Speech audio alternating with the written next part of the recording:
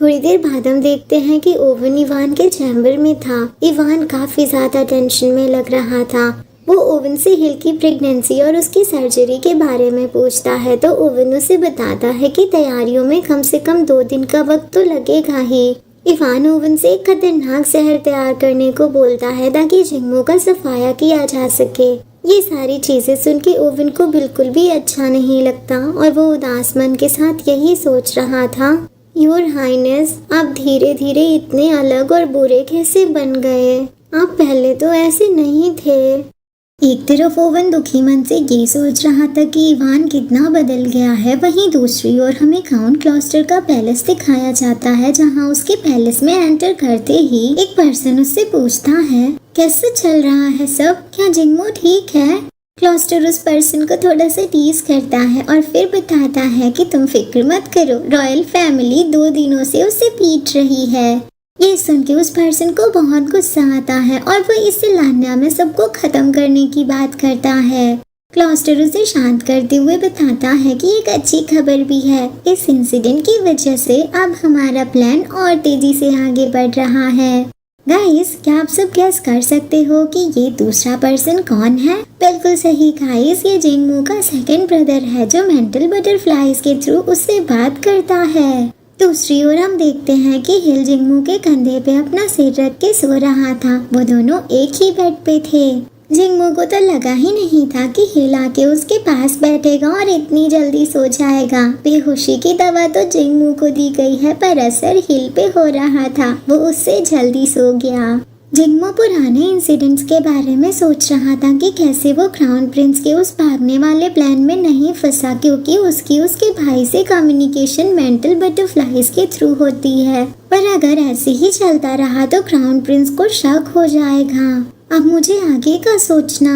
जिंगमो अभी ये सारी चीजें सोच ही रहा था कि तभी उसकी नजर खिड़की पे बैठी बटरफ्लाई के ऊपर जाती है, यानी कि उसके भाई की ओर से एक और संदेश आया हुआ था। ओवन भी अपने रिसर्च चैम्बर में था और क्राउन प्रिंस के ऑर्डर के अकॉर्डिंग उसने उस खतरनाक जहर को तैयार कर लिया था, पर उसका दिल इसकी गवाही नहीं दे रहा था। वो तो उदास मन के साथ यही सोच रहा था कि मैंने कभी नहीं सोचा था कि जिसने कभी लोगों की जान बचाने का सपना देखा था उसे एक दिन ऐसा भी करना पड़ेगा।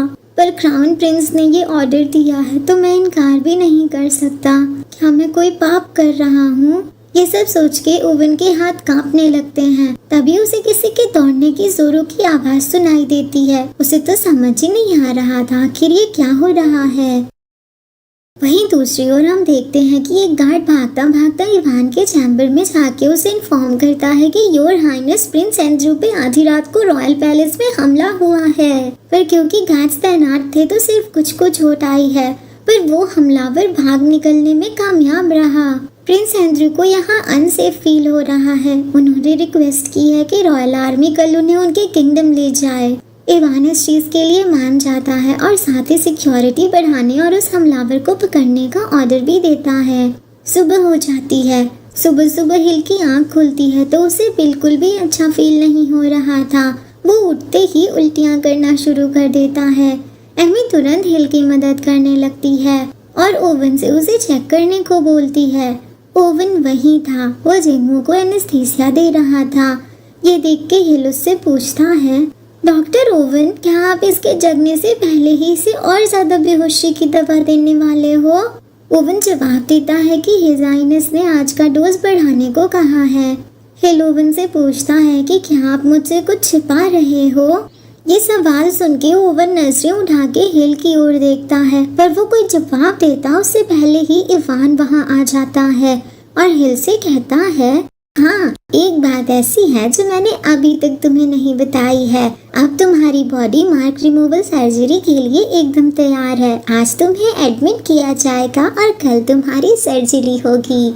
इवान की बात सुन के हिल कुछ नहीं बोलता। वो उदास चेहरे के साथ जिंगमो को देखते हुए मन में सोच रहा था, कल सर्जरी होगी तो फिर उसके बाद जिंगमो का क्या होगा? हिल को तो जिंगमो की बहुत ज्यादा फिक्र सता रही थी कि सर्जरी के बाद वो सब इसे खत्म कर देंगे। हिल अभी इन ख्यालों में ही था कि तभी इवान आके बोलता है, हिल, अगर तुम्हारी माइक रिमूवल सर्जरी सक्सेसफुल हो जाती है तो इस कैदी से रिलेटेड सारी चीजें तुम्हारे कंट्रोल में होंगी। इवान ये बोल तो रहा था पर हिल को उसकी बातों पे विश्वास नहीं हो रहा था, क्योंकि पहले भी इवान ने जिंगमू को खत्म करने की कोशिश की है। वो तो मन में यही सोच रहा था कि बड़े भाई, क्या मैं इस बार तुम पे भरोसा कर सकता हूँ। शाम हो जाती है। शाम के वक्त हम देखते हैं कि हिल को हॉस्पिटल के कमरे में रखा गया था। वो अपने भाई से गुजारिश कर रहा था कि बड़े भाई, क्या जिंगमू मेरे साथ नहीं रह सकता। गाइस, ये देखो, जिंगमू ने हिल को जो लीफ दी थी तोहफे के तौर पे, हिल ने उसका पेंडेंट बना के पहना हुआ है। इसी से पता चलता है कि हिल जिंगमू से कितना ज्यादा प्यार करता है। इवान हिल को समझाता है कि सॉरी, पर वो अभी तुम्हारे साथ यहाँ नहीं रह सकता। अगर उसे ये एहसास हो गया कि वो अपना सबसे बड़ा सौदेबाजी का मोहरा खोने वाला है तो मुझे डर है कि वो कुछ ऐसी एक्सट्रीम हरकत कर बैठेगा जो किसी के लिए अच्छा नहीं होगा। और वैसे भी तुमने तो अभी अभी खुद ही देखा ना कि वो बगल वाले कमरे में ही लेटा हुआ है और बिल्कुल ठीक है। हाँ, चलो हिल, अच्छे बच्चे की तरह पहले अपनी दवाई ले लो। ओवन हिल के हाथ में दवाई देता है, जिसे देख के हिल पूछता है कि पिछली बार सर्जरी के दौरान तो मैंने ये दवा नहीं खाई थी। इवान उसे बताता है कि पिछले फेलियर को देखते हुए डॉक्टर ओवन और मैंने इस बार प्लान को थोड़ा इम्प्रूव किया है। हिल ठीक है बोल के उस दवाई को खा लेता है। इवान बड़े ध्यान से हिल को देख रहा था, फिर वो बड़े ही प्यार से उसका सिर सहलाते हुए उसे कंफर्ट करता है। दवा के साइड इफेक्ट की वजह से थोड़ी तकलीफ हो सकती है, तुम बिल्कुल भी डरना मत, मैं तुम्हारे साथ रहूंगा।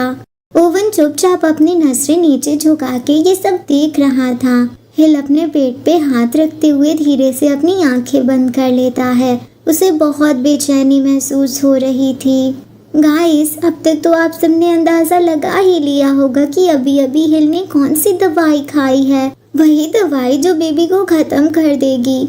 मुझे तो हिल के लिए बहुत ही ज्यादा बुरा लग रहा है। जिंगमू, जल्दी से आओ और अपने हिल और बेबी को बचा लो, नहीं तो बहुत देर हो जाएगी। और गाइस, तैयार हो जाओ, आगे के पार्ट्स ना बहुत ही दर्दनाक होने वाले हैं, तो आप सब टिश्यूज लेके तैयार रहना अपने आंसुओं को पोंछने के लिए, क्योंकि अब वक्त आ गया है हिल और जिंगमू के बिछड़ने का।